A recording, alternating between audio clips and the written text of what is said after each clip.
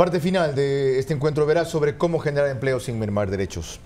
Señor Ministro de Trabajo, ha dicho Miguel García en la intervención anterior que no son ustedes quienes están liderando la reforma laboral, que son 4 ciudadanos distinguidos, Abelardo Pachano, Augusto de la Torre, José Hidalgo y Simón Cueva, quienes van preparando el terreno y que lo que verdaderamente quieren hacer es lo que él dijo.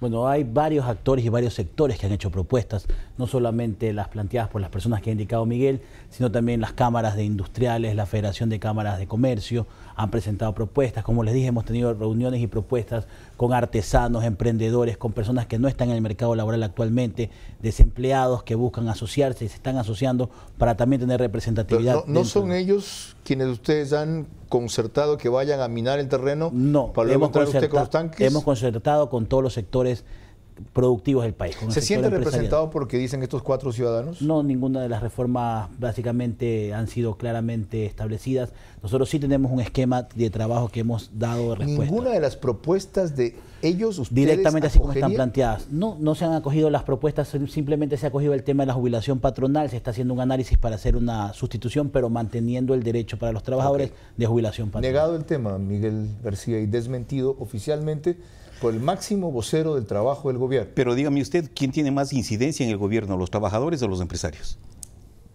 Ambos. Más, dije. Ambos, se escucha siempre las versiones Nunca hay de un ambos, empate técnico en eso. Nunca existe un empate técnico, por eso el Estado es el encargado de regular esta relación obrero-patronal, de los que están sin empleo, de los que tienen en busca de un empleo, y regular para que las condiciones se den sin merma de derechos. Alberto Acosta, ¿qué espacio hay para tesis como las suyas con estas discrepancias?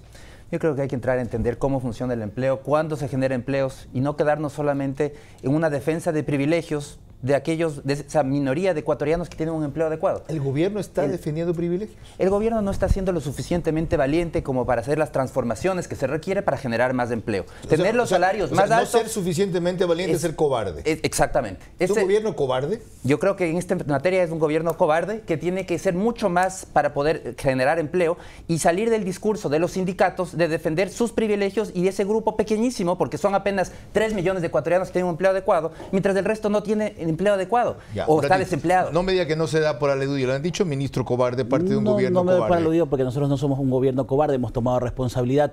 Lo que durante mucho tiempo no se hizo aquí, durante mucho tiempo se vino manifestando que el Ecuador como que se requiere una reforma laboral y esto no es nuevo. Esta reforma laboral no es que se viene requiriendo desde el año pasado, se viene requiriendo hace mucho tiempo y en ese sentido también valdría la oportunidad, no voy a dar un calificativo de cobarde al sector empresarial, porque yo creo que el sector empresarial estuvo aquí durante esos 10 años dando cara al país y yo creo que hoy las reformas son las reformas necesarias. El hecho de que no sean todas las reformas que plantean analistas económicos, porque bien ha dicho, él no es representante de los empleadores, analistas económicos que creen que puede ser un poco más allá las reformas, no quiere decir que no sean las necesarias, no quiere decir tampoco bajo ningún concepto que hemos dicho que son las únicas, que son las completas, claro, pero que sí vamos a empezar. Acosta, luego voy con usted, Miguel. Sí. Carlos, lamentablemente somos un país que le tememos al cambio, que queremos hacer lo mismo, repetir una y otra vez lo mismo y esperamos resultados distintos. Así no funciona. Tenemos que cambiar y profundamente la manera de hacer las cosas. Tenemos que ir hacia un mundo de futuro, abrirnos al mundo y no seguir insistiendo en las mismas recetas porque los resultados los estamos viendo acá. ¿Dónde se ha hecho eso bien, sin producir el nivel de escozor social o de explotación o de sesgo que advirtió Miguel García de que el ajuste siempre viene por los trabajadores y el afloje siempre viene por los empresarios? ¿Dónde se ha hecho eso bien? Bueno, vemos sobre todo en los países que se han abierto al mundo. Yo creo que esa debe ser... ¿Qué países se han abierto al mundo? Veamos el caso de Chile, por ejemplo, para no ir muy lejos. Países que han logrado, o sea, vía la apertura al mundo, logran generar más trabajo porque hay más ventas, más producción. Una dictadura fascista de 10 años, 19, que luego los socialistas mantuvieron en su esquema económico.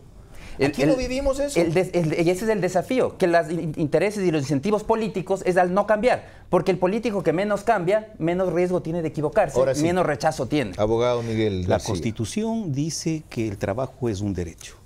Para los empresarios el trabajo es un privilegio. Primera acotación. Segundo, siempre se ha hablado de reuniones bipartitas para resolver el problema.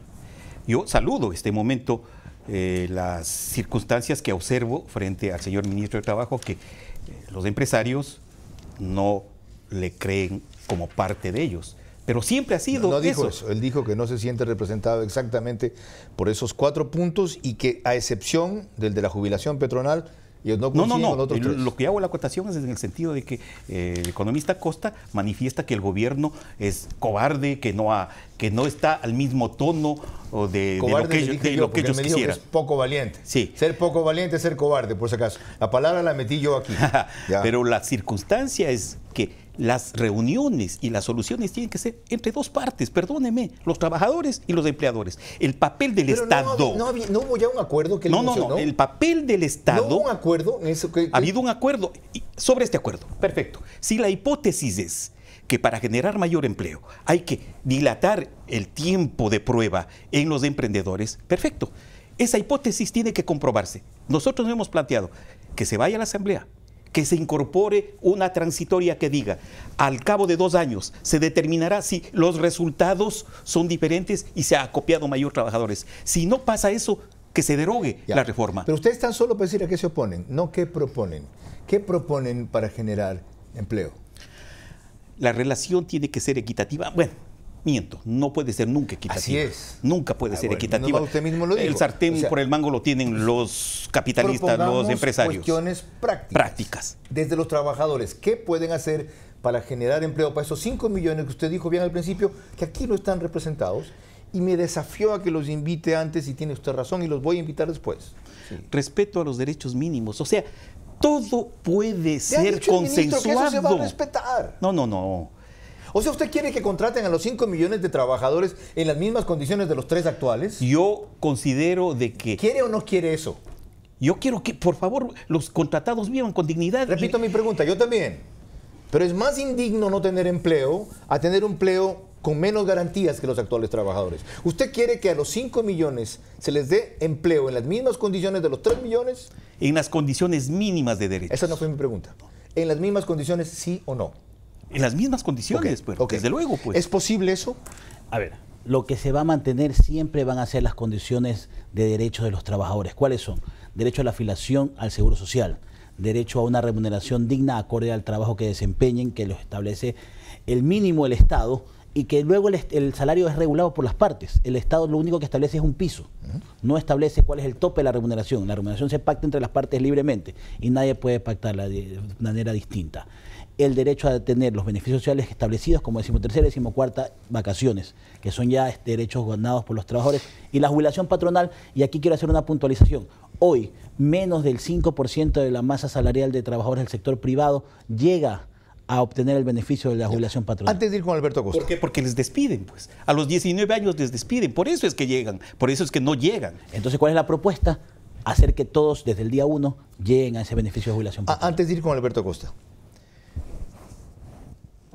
¿Ustedes creen que los desempleados de ahora, que no son trabajadores, cuando pasen a ser trabajadores porque ya están empleados, deben tener los mismos derechos de los 3 millones de empleados, salvo que? Dependiendo de la actividad económica, siempre van a mantener los mismos derechos. Pero, por ejemplo, yo voy a ser puntual. Jornadas parciales, de acuerdo por a la reforma. Jornadas parciales permanentes están vigentes al día de hoy. Para el sector agrícola, para el sector agrícola, para sectores... ¿Para el turismo? Para turismo, ¿El empleo estacional es permitido? Está permitido actualmente porque existe actualmente, estamos limitando. Eso es lo que estamos pidiendo, que se eliminen las propuestas. Y fue consensuado entre trabajadores y empleadores, y la propuesta vino del propio sector trabajador, que dijo, estamos quedándonos fuera del mercado legal, porque este recargo, que no tiene sentido, porque recuerden que igual trabajo, igual remuneración, entonces no tiene sentido poner a una persona que tiene más experiencia en la misma actividad ganando $500 y a otra persona al lado por 6 meses ganando $600. Tenemos que cambiar el pensar que poner las cosas en la Constitución o en las leyes cambia la realidad.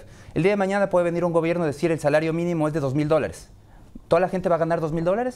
No. ¿Cuál es el resultado? Desempleo. La mayoría de gente perderá su empleo. Se quedarán solo aquellos pocos cuyo trabajo sí rinde esos $2,000 o más. Entonces, el resultado, lo que tenemos que ir es hacia entender que los salarios y las condiciones del empleo son una consecuencia de la actividad económica. ¿Por qué los países desarrollados tienen salarios mucho más elevados? Porque su actividad económica, su desarrollo económico, permite pagar esos salarios. Entonces, ahí le pone usted más difícil todavía. Y tiene que ver con lo que dijo al principio. No es un tema sencillo. Primero saneemos la economía. Pero por supuesto. Sin crecimiento, sin ventas, no va a haber empleo adecuado. Y es el gran problema. Cambiemos de gobierno entonces, o cambiemos de ministro de Finanzas. Tenemos que acelerar el crecimiento económico, porque no se van a crear nuevos empleos mientras la economía sigue estancada. ¿Cómo se va a acelerar el crecimiento económico con una economía que tiene previsto decrecer en los próximos 2 años? ¿Cómo? Con una economía que tiene problemas graves de competitividad, que tiene costos muy elevados de producción. No más diagnósticos, déme soluciones. ¿Cómo? Pregunté yo. Abaratando la economía. Tenemos que abaratar los precios para que volvamos a ser competitivos. Es la manera de crecer. No es con confianza, no es con discursos, es con realidad económica. Carlos, abogado, Miguel García. Permítame hacerle una pregunta como economista. Claro que sí. ¿Le parece a usted, economista, que ganar $2.46 por hora es un costo exagerado? Mire, aquí el tema no es en términos absolutos, el tema aquí es cuánto rinde la economía. Porque en el África hay países donde no ganan ni siquiera un dólar. No, estamos hablando de aquí, pues, de economía. No, es que hay que entender, por lo mismo, para entender de aquí hay que entender que eso depende del grado de desarrollo del país. Entonces, para subir el salario, lo que tenemos que hacer es tener un aparato productivo más fuerte, y entonces eventualmente cuando seamos desarrollados tendremos salarios. ¿Es exagerado o no? Depende de la productividad. Si vemos desde la perspectiva del gasto, de cuánto recibe una persona, uno dice, todos quisiéramos ganar $2.000, $3.000, $4.000. Pero para lograrlo... ¿Para el Ecuador es exagerado o no? $2.46. Actualmente sí, porque el salario está por encima, un 40% por encima del promedio de la región. Pero la productividad en el Ecuador no está 40% por encima de la región. Tengo la respuesta que quería. Gracias. Sí, la respuesta no la tengo completa. La pregunta sería... ¿Es exagerado? Y dijo por qué. Entonces... ¿cuál es el salario que estima usted que es el correcto para que se desarrolle la empresa, para que haya más trabajadores? Por él, el que cree las condiciones del mercado. ¿Ya? No me equivoqué, ¿verdad? Ok. ¿Por qué se ríe? Siempre hacia menos. Ok. Miguel, de paso, hay una curiosidad. Si el salario va hacia menos, pero eso permite incorporar más gente al mercado laboral, ¿cuál es el problema? Y siempre estoy pensando en los 5 millones sin empleo, no en los 3 millones con empleo. ¿Cuál es el problema? El salario inamovible, algunos adicionales en los derechos se pueden negociar. Pero el salario mínimo que le permite llevar a la olla, darle de comer a su familia, eso no puede ser tocado. Las opiniones de ustedes han quedado claras. Concluyo con una sola pregunta para usted. Hemos abierto, creo que bastante bien, el debate. ¿Cómo va a lograr consensos con posiciones como estas y otras no representadas aquí? Las de los desempleados, que por tercera vez le digo, los invitaré. Me pareció fenomenal su desafío, Miguel. Y la de los empresarios. ¿Cómo va usted a lograr consensos? Bueno, ya lo hemos logrado. No es el primer consenso que vamos a lograr. Ya tuvimos el 15 de mayo. Bueno, esos consensos, no está hecho reforma laboral todavía. Esos consensos van a ser planteados, la normativa. Van a llegar consensuadas y tenga la seguridad de que van a ser aprobadas por la Asamblea, porque van a llegar con toda la fuerza de trabajadores y empresarios juntos, buscando lo que el país requiere, el objetivo de dar trabajo a las personas que están fuera del mercado laboral. Señor ministro, abogado García, economista Costa, les agradezco por haber ilustrado tan bien el inicio de esta discusión, que tendrá capítulo 3. Yo, para concluir, quiero decir nada más que generar las condiciones para crear empleo es fácil y ocurre casi automáticamente cuando una economía crece, como mencionaba Alberto Acosta, pero en una economía que decrece como esta, y va para 2 años más, así es complejo y conflictivo, pero por eso mismo se trata de un reto a enfrentar, no a eludir. Cuando se habla de respetar los derechos de los trabajadores, es de aquellos, como se lo mencionaba a Miguel García, con empleo. Eso no se deben ni pueden afectar según la ley, mermar tampoco. Ya está ocurriendo, y allí sí nadie protesta. A muchos se ha propuesto y han aceptado trabajar más tiempo por el mismo sueldo o recibir un poco menos por igual trabajo. Lo hacen para conservar lo principal, su fuente de empleo y estabilidad de ingresos. En otros casos, con el mismo sueldo no pueden comprar, mejor dicho, con el mismo sueldo pueden comprar menos.